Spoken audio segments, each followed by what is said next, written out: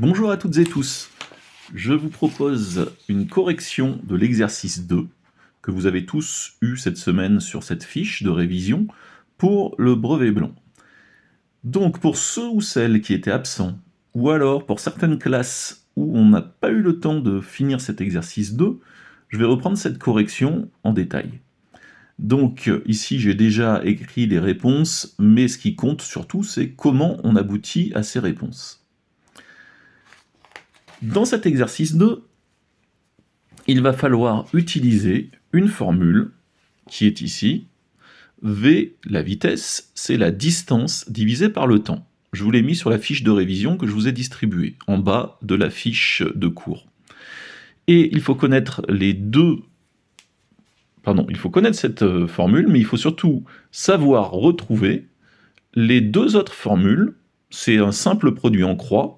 Par exemple ici, regardez, vous avez V est égal à distance divisée par le temps, donc si on fait un produit en croix, ici V fois T est égal à D. C'est des maths, je ne reviendrai pas dessus parce que là on n'a pas le temps, mais normalement les produits en croix en troisième, vous devez être familier.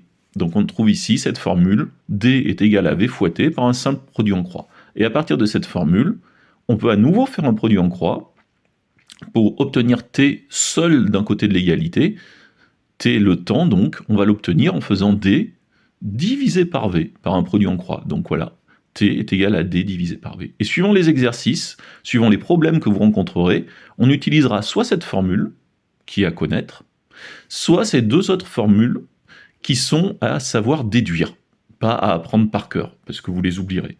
On se contente de dire que la vitesse, c'est une distance divisée par un temps, et c'est assez facile de le retenir, parce que dans la vie de tous les jours, la vitesse, vous exprimez souvent cela en kilomètres par heure. Et donc, kilomètres par heure, ça veut dire kilomètres divisé par des heures, donc une distance divisée par un temps. Prenons la première ligne, où l'on vous demande de trouver, en fin de compte, si on regarde le tableau, ici, vous avez une case vide au départ, on oublie le 5, là, d'accord. Vous aviez une case vide et on vous demandait donc de trouver une vitesse en connaissant la distance parcourue et la durée du parcours, le temps que l'on a mis pour effectuer ce parcours. Eh bien, prenons, ici je vous rappelle les deux données que l'on a, la distance 50 mètres et puis le laps de temps qui s'est passé, 10 secondes. On veut connaître la vitesse. Eh bien, c'est tout simple, on prend cette première formule ici, que je vous conseille de connaître, ça vous servira pour le lycée.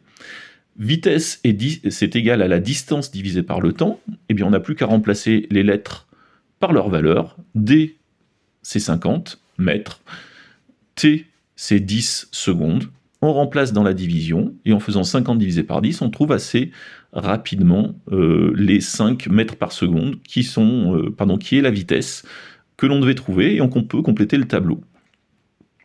Donc, cette formule, comme je vous l'ai dit, souvent en troisième, on vous la rappellera dans les exercices ou durant les examens, mais ça serait bien si vous pouviez la mémoriser. La vitesse, c'est la distance que l'on parcourt, divisée par la durée du parcours, c'est-à-dire par le temps de parcours. Deuxième ligne, ici sur votre tableau, on a une vitesse qui vaut 144 mètres par seconde et un temps de parcours qui vaut 20 secondes. Et ce que l'on vous demande, c'est d'en déduire la distance parcourue. Et bien cette fois-ci, on va utiliser cette formule-là, qui nous donne la distance en fonction de la vitesse et du temps. On connaît la vitesse, on connaît le temps. Grâce à la formule, on va déduire la distance. D est égal à V fois T. D est égal à 144 mètres par seconde fois 20 secondes. Et on tombe sur les résultats 2880 mètres que l'on peut reporter dans le tableau. D'accord ? Deuxième colonne, deuxième ligne, enfin, troisième ligne, mais deuxième ligne d'exercice. Ici, on a donc 2880 mètres. Ce qu'il fait, là on ne vous le demande pas, mais c'est bien de maîtriser, parce que dans certains problèmes, on vous demandera 2880 mètres de le convertir dans une autre échelle plus adaptée, c'est-à-dire ici les kilomètres. 2880 mètres, on sait que 1000 mètres, c'est égal à 1 km. Donc il suffit de diviser par 1000 pour pouvoir passer des mètres en kilomètres.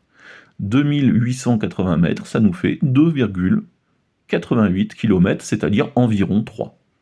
Là, c'est un petit complément, c'est pas demandé dans l'exercice, hein, c'est juste une remarque. Et la troisième ligne de l'exercice, la vitesse est de 5 mètres par seconde, la distance parcourue est de 150 mètres. Et ce qu'on vous demande, en fin de compte, c'est de trouver le temps qu'a mis l'objet pour parcourir ces 150 mètres s'il se déplace à cette vitesse. On utilise la troisième formule qu'on a établie au début. T est égal à distance sur la vitesse, 150 divisé par 5. Et si on fait ça, on peut le faire de tête, mais si vous n'êtes pas sûr, vous pouvez le faire avec votre calculatrice. Eh bien, on tombe sur 30 secondes. On trouve un résultat. La durée de ce parcours, ça a été 30 secondes. Voilà, je ne vous embêterai pas avec des conversions de mètres par seconde en kilomètres par heure pour cette fois. Pour ce premier brevet blanc, on se contentera de ces petits calculs simples. Je vous souhaite un bon courage ce week-end pour réviser toutes vos matières. Et donc à lundi pour les épreuves du brevet blanc. Au revoir.